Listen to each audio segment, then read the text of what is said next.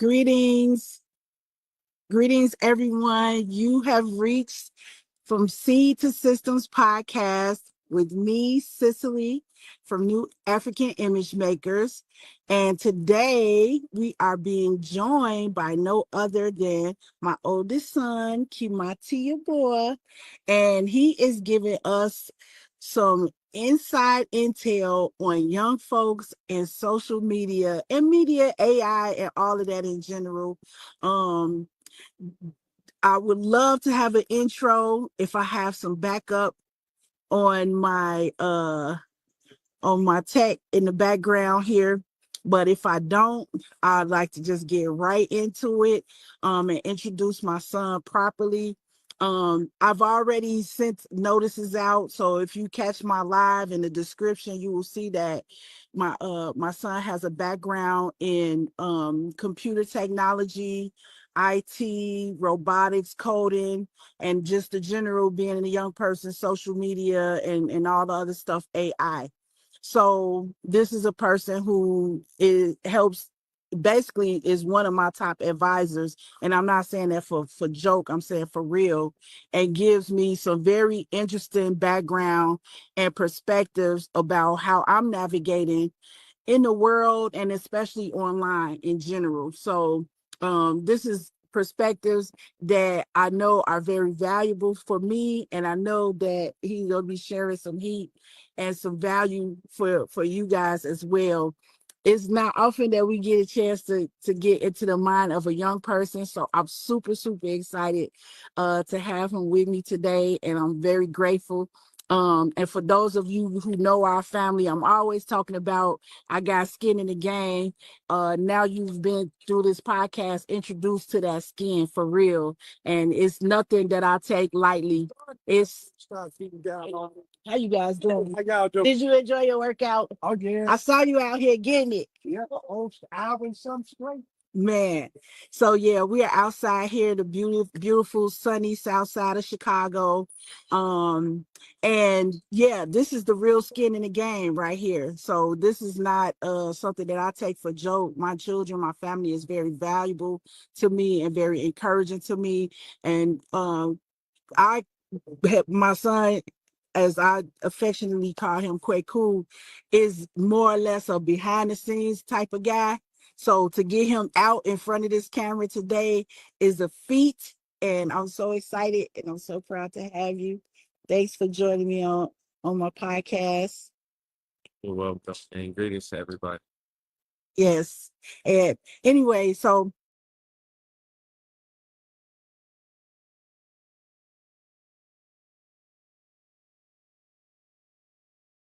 How you can ask me live. Go ahead. so how would people hear the conversation in the beginning?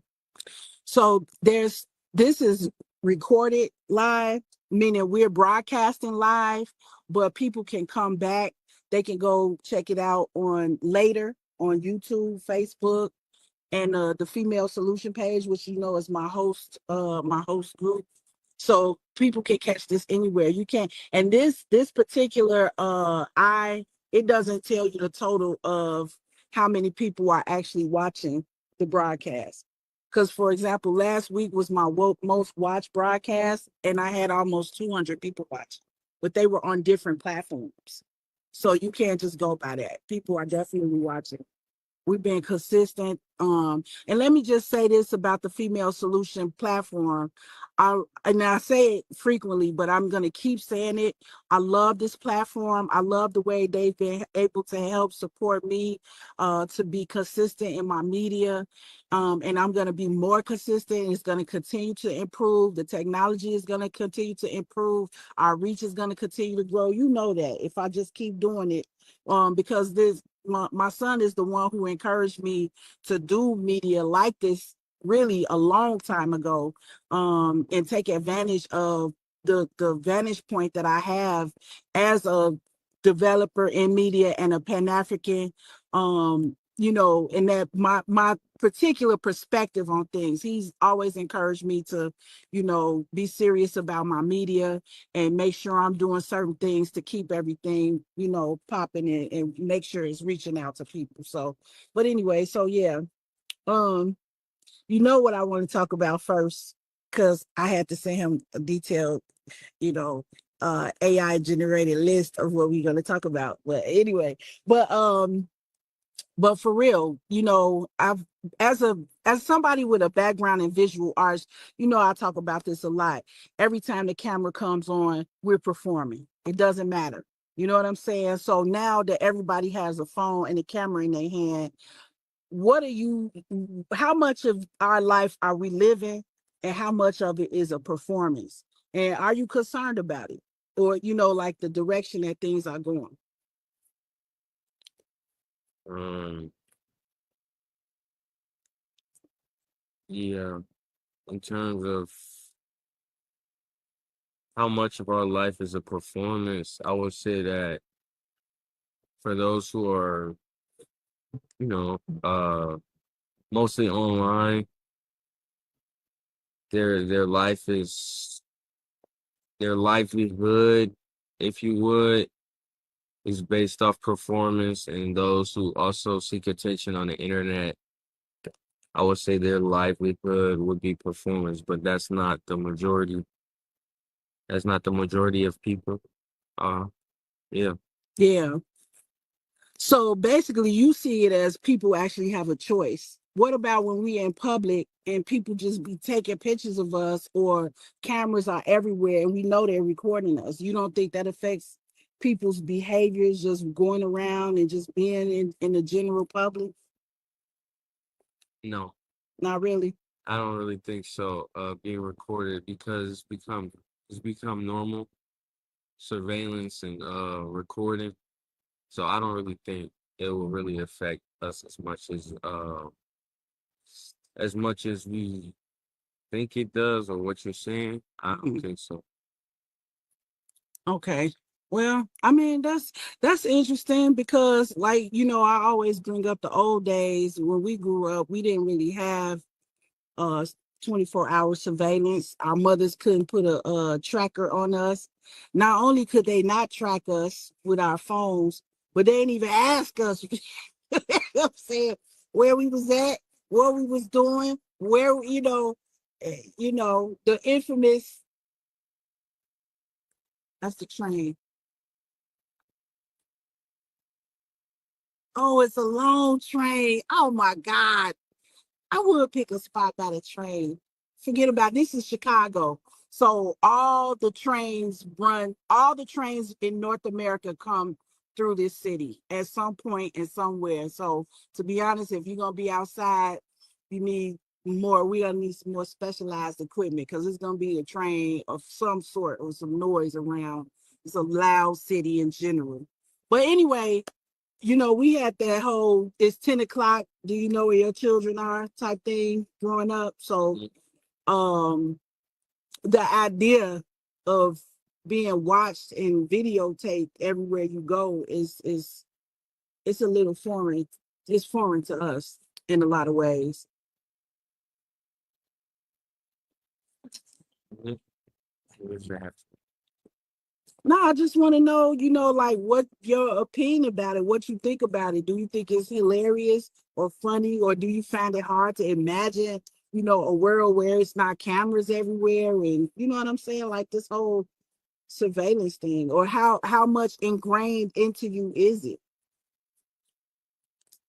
Yeah, it's pretty well ingrained because we know cameras are everywhere. Um, yeah, to imagine a world where it wasn't a lot of cameras, that's pretty hard for me personally. What about when you're in Ghana though? Like it's not a lot of cameras watching you everywhere there. Oh yeah, in Ghana, I would say it's not the Stone Ages. They have cameras as well as social media, but yeah, it's pretty similar to me in terms of surveillance and cameras. Yeah, so I would find it hard to imagine a world where there wasn't cameras or there isn't cameras around or surveillance methods or to know where your kids are or where they're gonna be. I find it hard to believe that parents forgot where their kids were. Forgot. They didn't forget. They never knew where they was at. I'm trying to tell y'all, y'all can't even understand it. It's so hilarious. Even when I think about it, Um, sometimes. Huh? What? but yeah, some parents don't care. That's today too as well. Like, it's just I feel like it's the same thing, but it's less prevalent with all this technology. It's not hard to keep track of where your kids are Yeah. as much as it was in the 70s. Yeah. Or I like the way you like to push my age back, but it's cool. I'm gonna go ahead and let you get away with that. What do you mean? We're born in the Sound good. It sound good. Okay, so now now let's get into some of my favorite topics. I want to talk about scrolling and doom scrolling and the effects of media on your psychology, your thinking, and everything. You know what I'm saying? I want you to get into it. Like, do you agree with me that your thoughts and your behaviors can be controlled by the media that you take in? Yeah, I feel like that's true. We get a lot of influence from what we see on the internet. Yeah, I feel that's true. So then what about the whole scrolling thing? Like where do you see the separation between what you actually into and what you want to do and what the internet is actually pushing? Well, um, I feel like if you have your mindset and you have a goal, I feel like you can amplify what you want to get into by using TikTok and other apps because um the algorithm can push that towards you, but if you're kind of just going with the wind, yeah, the algorithm can take you to places you never thought you'd go, distract you, all sorts of things. But as far as you stay focused, I feel like you'll be okay. So what about at school? Do you agree with phones should be allowed in school or they should not be allowed in school? No, phones should definitely be allowed in school for security reasons. Not only that, um, our phones are an extension of basically us in a way because we use it for everything. It's also, like I said, it's not like a previous generation where you had a calculator, you have a dictionary. No, for us, most of our work has to do with the phone, and that's for a good reason. You think so? Yes. But you see a lot of schools are starting to, like, you see your brother's school, they don't allow them to bring their phones into the classroom. They got to keep their phones in the locker all day. Well, yeah, I don't agree with that. You don't? No, no. So you being somebody that has had both in lack of access to your phone in the school and also access to your phone in the school, you don't see a difference with your performance or with your ability to learn or anything with. For me, say that I um I absolutely rely on my phone for help, not just where the teachers lack it, but also to further my own personal studies, um to connect with other people who are having similar issues in terms of academics, to gain help from teachers across the whole internet. Even sometimes during class, when the teacher fails to completely help me understand the topic or less. Wow. I don't know, just because I mean I'm still caught up in, like, as you know, I use the technology probably as much as, or maybe even more sometimes than you guys do. And one thing I notice is that I still get more out of myself when I pick up a pen and a pencil and I write on paper. I get more out of myself when I do it that way, and I remember things more. You know,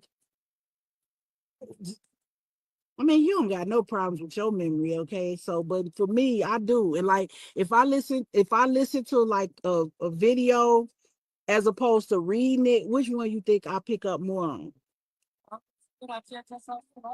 For me personally, what's the question? I'm just saying, when you use technology, um, into, okay, let's say for example, you trying to learn something new. You could listen to an audio book or summary online, right? Or you can even have Chat GPT summarize it for you, right? Mm-hmm. Okay. But I find that when I read the topic and my mind responds to what I'm reading more. Or when I write down what I'm learning, I remember it better. Like, hands down, it's a huge difference. Like, if I listen to an audio book, I have to listen to it 3 times in order to retain less of what I would retain if I read it, with my eyes on the paper.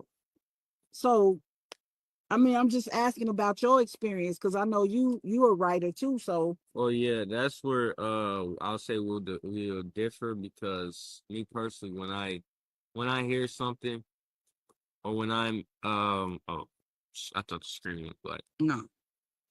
When I hear something, I find that I retain it way better than when I read something. Oh yeah, that's true. That's true. I'm visual, you're audio, so that makes perfect sense. That's something to think about. Okay, we're gonna take a quick break, and then when we come back, we're gonna start talking about, just all things AI. Thanks for joining us, and stay tuned.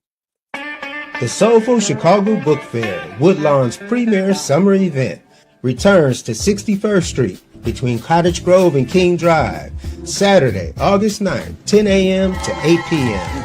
Join us for another celebration of literary works by and about the Black experience, featuring children's books,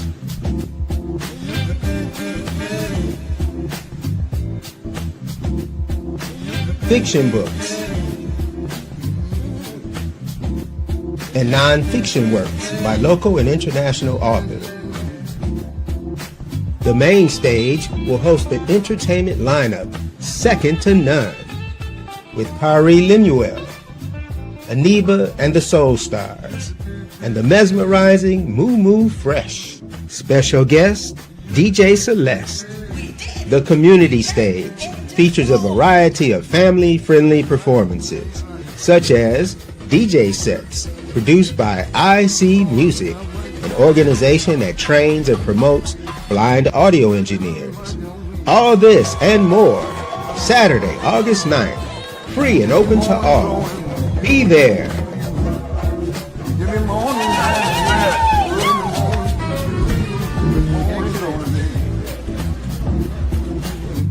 Visit SoulfulChicagoBookFair.com for more information. Hey, welcome back. Thank you for sticking with us and sticking with our favorite topic, tech and AI and all things internet and all of that. So we were just talking about learning styles and how that also impacts how well or not well you work with technology, which is an aspect. I'm glad you brought it up because that's something we don't really think about. If you're a visual person, if you learn better about and remember things that you look at, of course, reading a book is going to work out better for you than listening to an audio book. Mm-hmm. But if you're an audio person, I remember once I was promoting a event, and I'm handing out a flyer, and I put it in somebody's hand, and she bent her ear towards my face and said, "Just tell me." And I understood at that moment that I was working with an audio person. This is a person I got to call. I can't send her no text, you know what I'm saying, and expect her to remember it and all of that. So it is a huge difference. And you, if you know your learning style, your preferred learn, because we can learn in all the different ways, but if you know your preferred learning style, then that makes a huge difference. But that brings me to my next piece I want to talk about more. To be honest with you, when I started learning about how quickly AI was advancing over this last few years, I got nervous.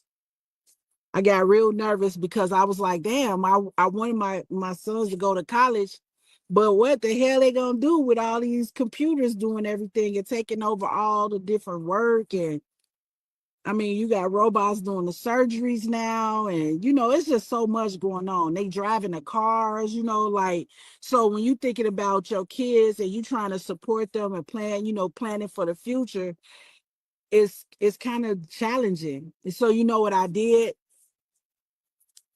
Mhm. I started talking to other young people, and engineers and scientists and different people, and asking them like, what's their projection, or what are the good careers that they think, are gonna be profitable or manageable or even relevant over the next, 5 to 10 years. I don't think we could even imagine what the next 10 years is gonna look like, none of us, but um that's one thing that I had to do to calm myself down, because I was just like, oh my God, we done got all the way to this point, and now everything just went bust. You know what I'm saying? But what about you? How does knowing that the technology and AI is coming online more and more every day to do certain things that people have always done? How does that make you feel? Like, you know what I'm saying? Um,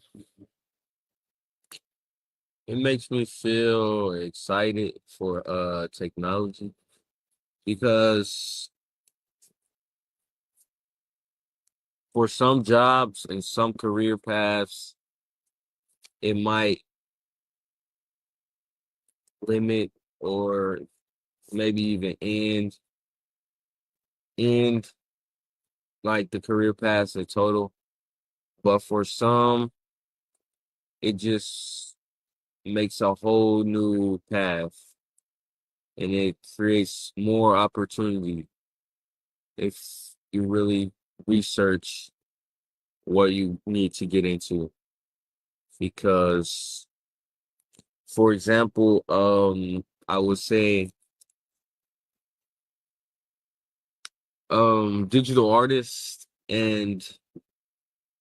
digital artists and drawers, you can say that AI has been creating images and taking them out of business, but you can also see some digital artists use AI. Some digital artists use AI in tandem with their work to create greater images than it would have created just with AI or just by themselves. So in some ways it could end careers, in some ways it could um amplify careers who have already started, provide a means by which they could improve or become better, more advanced. Mm, Yeah. I definitely see that. So, recently we had a incident. Well, it wasn't an incident. It was a occurrence. It was a interaction with some really young guys. They was outside playing football. I know you know what I'm talking about. That's when you became the unk in that Oh, situation. So if you was talking to them, right, and we talking about 8, 9, 10 years old, what's your advice about like what they should be studying, what they should be putting their energy in if they was looking to develop themselves and really put themselves into a position over the next, 10, 20 years? Sure. If I was talking to some 10, 11-year olds, I would tell them to pursue what they want to pursue, but also keep in mind that the world is changing more accelerated than previous generations. In this moment, it's changing faster than it was ever before. So whatever you do, make sure to incorporate knowledge that's continuously being brought forth by scientists and tech, I don't know, tech industries or whatever. So for example, I would say if you're thinking about going into being a doctor, yeah, go on that path of being a doctor, but also incorporate technology into that in a way. I don't know how to say, learn how to code, learn how coding can be used with being a doctor, learn how different methods of how surgeries can be done with different robots and whatnot. I don't know. Yeah. Yeah. I mean, that's pretty much it's like when, to be honest, when I first started learning photography, it was pretty much still on film. I don't know if you know what that is. But literally while I was in college, the first Photoshop came out. Mm-hmm. The first Photoshop came out. And once the Photoshop came out, everybody was like, photography is over. You're not gonna be able to do nothing in photography because the computer is taking it over. And then after that, a little bit after that, then we got the camera phones, right? And everybody said photography is dead. You can't do nothing with photography. But I actually was able to apply, kind of the science of what you're saying right now. I started learning the technology. I started learning Photoshop. Then not only that, I started working with the moving image. It's like when everything got digital, it just made it actually easier to bridge over from photography to film. You know what I'm saying? From photography to video. And so I just stacked that, I stacked more knowledge on top of it. So even though I'm a Gen X solid, okay, I've been through a change, enough of a change to kind of recognize a little bit about how that works. So on that end is 2 points in which Gen X, I think, identifies with young people. And that one is with the fact that we are hip hop. You know what I'm saying? Like we are the original hip hop, and we still listen to hip hop. So we're kind of like the only old people who listen to the same music as our kids. Like historically, that's not really, you know what I'm saying? We kind of do, but a lot of ways we don't. And then the other thing is we came up at first, there was none of these technologies. And then we lived to see all of them. So we went from, you know what I'm saying? We were that transitional generation. So now, even sometimes you guys are telling me, Ma, too much, back up off the tech, get out of that AI, you know what I'm saying? And like, I can guarantee you, I never had to say that to my grandparents, okay? I remember I was trying to teach my grandma how to use headphones with a tape. That was like a big technology, and she just could not understand you could press rewind. You know what I'm saying? It was funny. But so yeah, like I really I think that's the best advice, and that's one of the reasons why I was hoping to have you on just to talk about this topic, because it okay, I could say it, but it sounds a lot better, coming from you. So what's our next topic? we're talking about what about okay, this is a good question. I want to really topic I want to talk about, because I noticed that in Ghana, student-based learning is more communal generally than it is here. Mm. You know what I'm saying? Meaning like students work together and they learn together and they help each other. Like that's a staple of West African training, right? Then you come here and it's like your teacher gives you a test. You okay? Yeah. And you're expected to just pull everything from your own mind and do everything on your own. How much of that is relevant with AI? Like, do we really gotta learn like that? Like, what the old system of we give you the information and then we test to see if you memorize everything. How relevant is that right now? Should you even be marked for cheating if you're using AI? Like, I want to know your opinion on that for real. As having observed, you know, a little bit of all these different systems. I don't see the difference between the teaching, the learning styles, and I just feel that yeah, based on my personal experience, I would say that I don't see a difference between we help each other in school. If you reach out, you can get help if they're reasonable. You know, if you have reasonable classmates. But I will say that I feel like we should start incorporating AI because for me, well, you're not. I know, because you're talking and it was when you was born. So I did that on. Yeah, okay. For me, I would say that AI will become an extension, just like our phones. It should become an extension of what we do and how we function, how Wow. we, you know, how we produce stuff. So if if moving forward, that would be a good idea.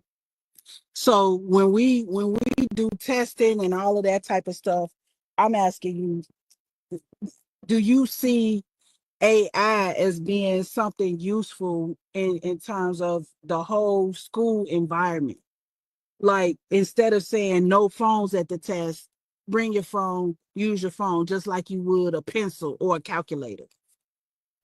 Yes, I'll say that would be greatly helpful. For some, I mean, you always have cheaters or whatever on, but for others, it'll really help them. Like they can find new ways to um answer questions.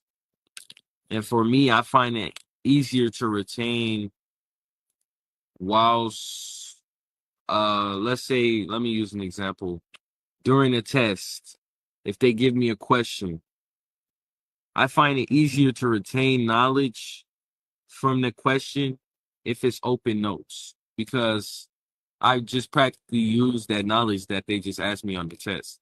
But if it's a closed notebook test and they force me to cram all the knowledge in my head before the test, I can do that, which is hard, but I can do it. But then I find that I'll forget most of the content of the test because I was forcing myself to learn something that I didn't really need to use beyond the test that they give me. So I see, I kind of understand that a little bit if I understand. So it's like in giving you access to all your tools during the test, it's almost like you put the knowledge to work and therefore you retain it better. You Yeah. think about it, you think about the approach to it, you think about the questions you got to ask to learn it, you look for where to find that information. Yeah. Well, you starting to cook, son. You starting to cook. Yeah. I see that. Because I mean, my thing is, but how would you know what you know if you're always leaning on a tool that's going to tell you? Well, to be honest, once you do it enough, you're gonna know. And I struggle to see a place where we won't use AI practically. If what are we learning a test for? Is to to test our mental and Right. how well we compute things in our head and solve problems. But to be honest with you, I feel like we're always gonna have our phones. So if we learn how to solve problems with our phones efficiently, I see no problem where that is. You know what? That brings me to an interesting thought because I say this all the time. They say it was a digital divide. Do you know what that is? A digital divide. No. That means that some people have access to the technology and then some people don't. So, with that being said, um, I've always been focused on, and getting grants and, teaching classes that try to address this so-called divide. But I started to get to a point where I'm just like, nah, everybody has access to at least some semblance of technology. But the question becomes, how are you using it? And so if we exclude technology from the classrooms, then when do our students learn how to use it? All they know how to do is play games and take in content. You see what I'm saying? Yeah. Because that's what they teach themselves on their own. They're motivated to do that because of the dopamine and all of the other stuff. So actually what you're saying right now makes perfect sense. That could be my next workshop, if I decide to go back into the schools.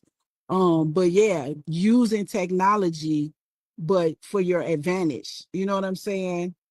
Learning. And I guess that's basically what I have always taught. How to use, how to make your own video games, how to create your own content, how to make your own videos, how to use the technology to do something that's organic to what you, like you said, what you're interested in doing. So, but that's interesting that the schools would ban, technology when the students actually desperately need to learn how to use it. So anyway, you just made the wheels in my head start turning on that one. We talked about the cheating aspect of it. We late for our break though. Let's take another quick break and then we'll come back and finish up this particular section. Thank you guys for joining us. Let me find a nice commercial. This is my favorite one, I think.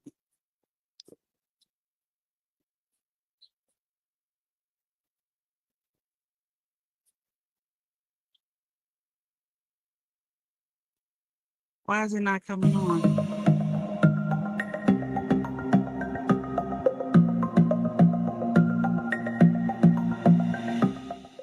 Hi, I'm Barbara. I'm Cheryl. And I'm Naima. We're three Black moms. And in case you didn't notice the resemblance, we're also three sisters. We're going to be coming to you every week, sharing our successes and our mistakes as we navigate our lives as moms, wives, sisters, daughters, and of course, Black women in today's world. We'll talk about it all: race, politics, religion, economics, culture, and we'll take a look at everything from whether or not to use corporal punishment to how do you teach your children about sex. Look for our upcoming book, Growing Up Charles.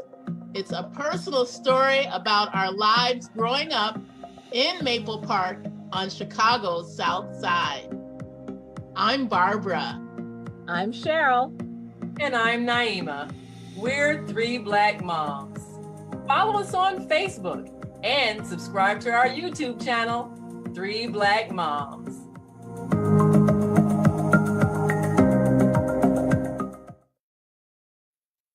thank you guys for coming back and joining me today is my son Kimaathi, and we've been exploring. We actually, as usual, Kwaku got my wheels turning in my head about the topic of AI training and learning, how it impacts us, how to make it better for us as individuals, and even advising the young folks as a new unk, the up and coming unk. So yeah, but super proud of Kwaku. I could talk about him for about a whole day without stopping.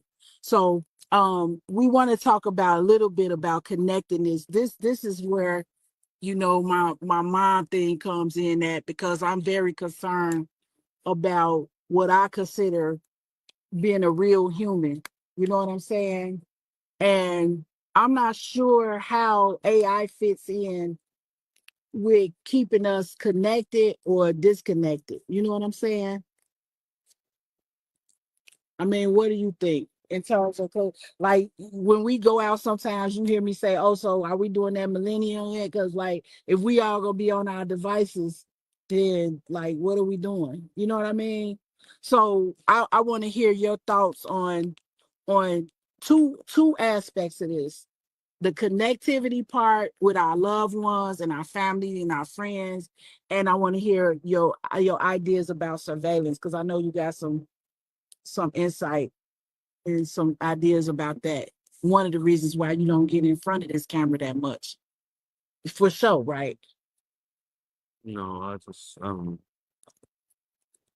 uh say your question again. It wasn't a question; it's a topic. I want to talk about human connectedness. Humans. That's why. You want to move? You want to move it over this thing? Yeah, let's move. Yeah. Technical break or whatever we doing. Okay, so we talking about just real human connectedness. Like I personally feel like we spend too much time on our devices and not enough time with each other. And I'm not going to front like I'm not the ringleader of that, but I want to hear your opinion about it. I wanted you to talk about, what your observations are with it. And are these tools helping to bring us together or making us move further apart? Yeah, I will agree with you on that. I'll say that we have to learn to manage our device usage. That's pretty much Critical. yeah, that's pretty much it. So what's your recommendations for a young guy? Like if you was advising the same group of kids, like what should their structure look like in terms of, if you using it this much, you went too far. What's your too far? I don't know, I'm not a doctor, but yeah, shouldn't use it all day. Uh I pretty much people know this. You shouldn't use the phone all day or the computer all day. It has negative effects to your posture, to your to everything basically if you stay on the device all day. So, have a well balanced schedule. I'm not a doctor, but I would say work out, you know, Fix a sandwich. yeah, cook your own food if you can, or learn to practice uh maybe an instrument, find a hobby um other than devices, Pokemon cards. I don't know. Since we talking about 10 and 11, I love that. Okay. Well, I mean, yeah, you pretty much we on the same page with that. It's a struggle though, because you physically get hooked into it. You know what I'm saying? And especially those of us who, sometimes we get paid to sit on the computer all day. You know what I'm saying? So it's very challenging to balance that out, but we definitely gotta find ways to do it. But I would say if you going out to dinner with your family, that's a good time to put your device down. You know what I'm saying? Yeah. Certain things that we do, it's like, come on, you gotta, and if you find yourself not able to do that, then you gotta ask yourself a lot of personal questions. Mhm. Yeah. But what about the surveillance piece? Because this is it. This is, don't front them. Just let's talk about it frankly, because you guys have cautioned me a lot dealing with surveillance. So you definitely got some thoughts on it and some ideas around it. And I just, about, everybody has a digital footprint, right? Right. Mhm. So what do you think personally, like what's your standard, as a man, in terms of what should you put of yourself online and what should you hold? I mean, not being Mr. Beast where your whole life is online for the most part. You know what I'm saying? Just being a regular person. Um, that all depends on how much you're comfortable with. But for me personally, I don't like to post that much about anything, to be honest. What about me? The advice that you guys give me, what are some of the limits Oh yeah, that you recommend? yeah. If you prefer to post online or have people see what you're getting into, that's fine. But for me personally, I don't like to do that. Just based on algorithms and technology they already have, there's already enough known about you on the internet. Adding more is just you're becoming a part of the problem of how they're controlling the media, how they're controlling you, what trends are controlling you. Um and you're losing your privacy. Yeah. So yeah. I personally don't seem like we have privacy anymore. So I just err on the side of kind of do me and let it go, because Well, I feel like it's all seen anyway. that's not true. That's not true. But I feel like we do. But posting yourself profusely every aspect of your life, Yeah, or most aspect of your life, that's not helping. yeah, So we're going towards that anyway. yeah. So with that issue being brought up, that brings us into my bonus round, where I wanna spend maybe about 5 or 10 minutes with us imagining if we was in charge of all the technological development, what are some of the things that we would do and how would it look and what effect would it have on us? You want to go first? No. Oh, well, because I'm finna knock it out the park, out the gate. For number one, everything would not be blue light focused. Okay, I would change that yesterday if I could. Okay, light ain't meant to come at you blue, blue, blue, blue. It's too much blue, and it's really having negative effects on our health. The number two thing, um, honestly, I taught digital media and all kinds of multimedia for years before I realized the students that I served and the places that I taught didn't even have access to high-speed internet, which means all of the technical problems that we encountered when we tried to use CAD, and we had an online radio, and we was making films. We had so many technical problems because we never had access to high-speed internet in the first place, and we didn't even know that internet is given out based on your zip code, and if you in certain zip codes, you don't have a chance. You go to certain cafes and you wonder, like, why every time I'm on the south side, the cafe's internet is whack. You know what I'm saying? But when you go to other certain places, their internet works perfectly fine, no matter how many people are in there. Not knowing that the location is associated with various skin colors, and the internet is kind of delved out based on that. That's crazy to me. I would never have unrolled a system like that. Like, whose idea was that? So that's one thing I would change. And I heard that in some Northern European country, they actually slow the entire country's internet down to a crawl on Sunday, just to encourage people not to be on the internet all day on their day off and spend time doing other stuff and with their families. So I would create a system where not only my phone, but my house internet, all would be kind of, I would make it a pattern. You know what I'm saying? Where you could only access high speed at certain times, and then the rest would be slow as shit. So slow, you would be like, just forget it. I'll put it down and come do something else, because you know what I'm saying? And then you go do something else because you can't really get the high speed that you want. So I would definitely do those three things like out the gate. What about you?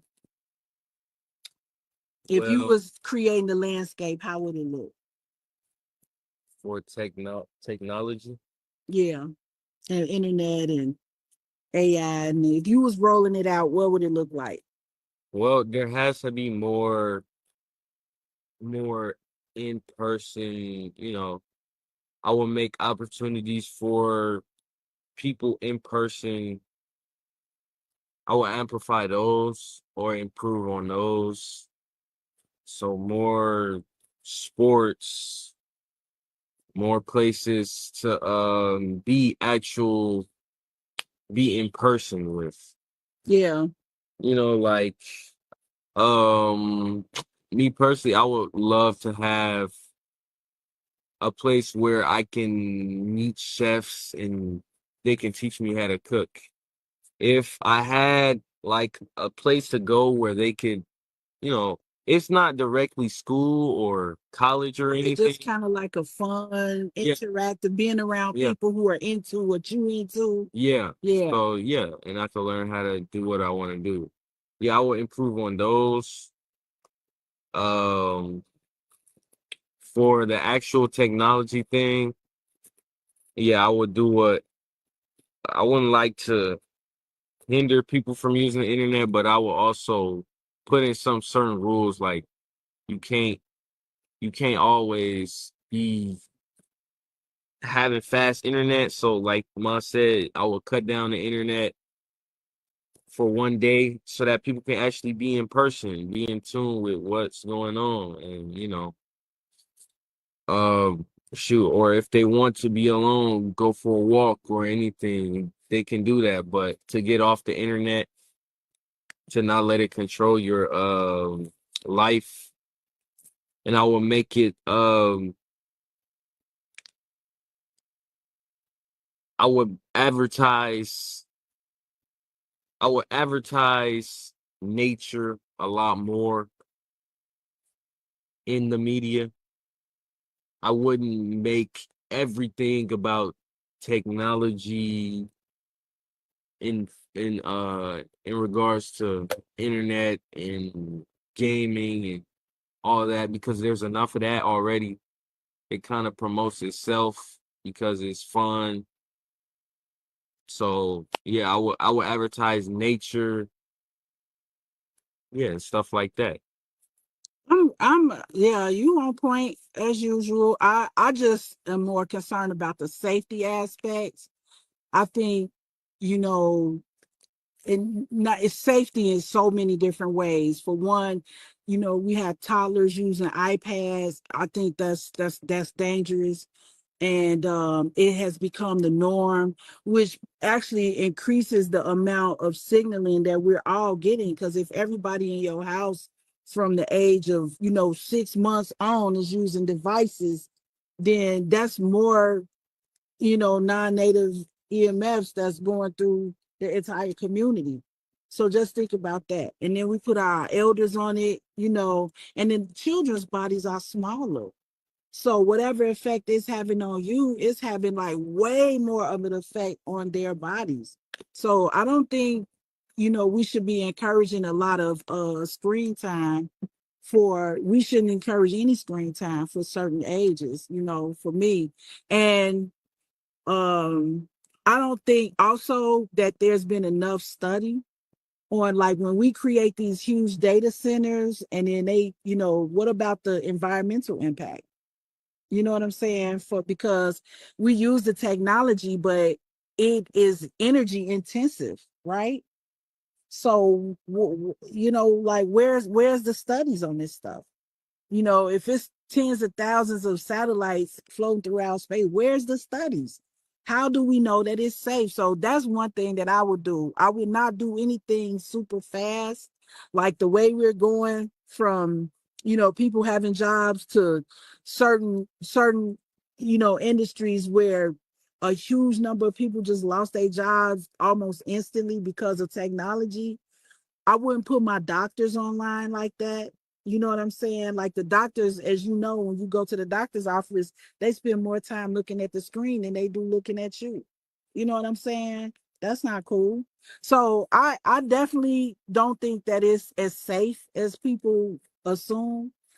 No one studied it, so no one can say that it's safe. You know what I'm saying? So if I was unrolling this, I wouldn't speed into it like that. I would check everything, measure people, track everything and make sure that it's okay that we're doing this. And if it's not okay, come up with a different way to do it. Because I'm sure there's a better way of doing basically everything. I don't know. I mean, I'm just taking a guess on that one. But for me, yeah, I'm just concerned about the safety. So I know uh it's challenging because we're using the stuff, but we also saying, take it easy, you know what I'm saying? And don't do too much. You know what I mean? Yeah. Well, I definitely appreciate you, my good son, for joining me today. It's been very delightful. The whole conversation and insightful. And I know our audience definitely got a lot from you, from everything that you shared. Um, so I think we pretty much on point with our time. And if it's any other thing you like to add, I love to hear it. No, Nothing. no. You gonna leave me to close out the show by myself? Don't do Yeah, that. thank you for tuning in. That's basically it. Yeah, thank you guys so much.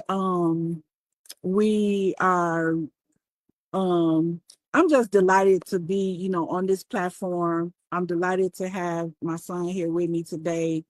I value his opinion and I value him as a person. He is the one of the most recent and best technologies that I've produced. And so of course, super proud of that. And I would say, you on the right track. You know what I'm saying? Definitely on the right track. Recently I overheard a private conversation with you and your brother. You know what I'm saying? Oh yeah, I had to unleash something on you on camera. But what I would like to say is somebody approached our my younger son with some contraband, aka alcohol beverage. And I heard my son's advice that he gave his younger brother. I didn't have to say one word. He said, yeah, and the next time somebody approaches you like that, look them in their face and say no, thank you. And that's it, that's all. I heard what you told him. I could not have gave him better advice. And that advice coming from you actually is more better than me giving it to him, because he won't forget it. And What was this? yeah, hey, it wasn't on camera though. It was in my eyes. I saw it and I heard it with my ears. Yeah. Yeah, it was recently. It was recently. We was at the park. I don't know if you remember that at a noise event. You asked them all the questions. When they said that, what did you do? And he told you, and he said, yeah, okay. And you said, well, next time if something happens like that again, you look at them. You look at them and you just say, no. I don't remember this. Oh, yeah, I do. And I bet you your brother remembers it, so you can make sure you ask him. They might have gave me some of the alcohol. Well, you're a man, you have to decide for yourself. But I like the way you advised your younger brother, so That's what we had here today. That's the type of man he is. And thank you so much.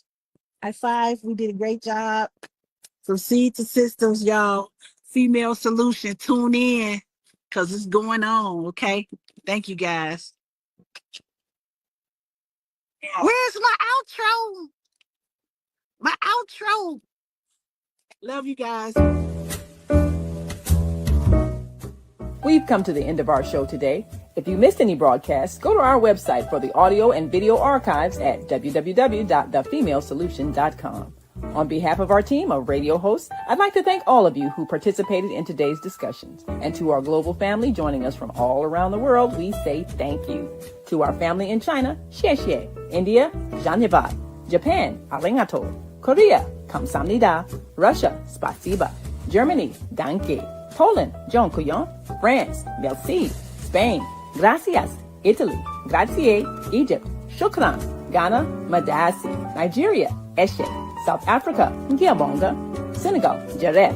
Kenya, asante. Israel, toda. Pakistan, shukriya. Afghanistan, tashakur. Saudi Arabia and Palestine, shukran. Assalamu alaikum wa rahmatullahi wa barakatuhu. Thank you, and may peace be upon you and the mercy of God and God's blessings.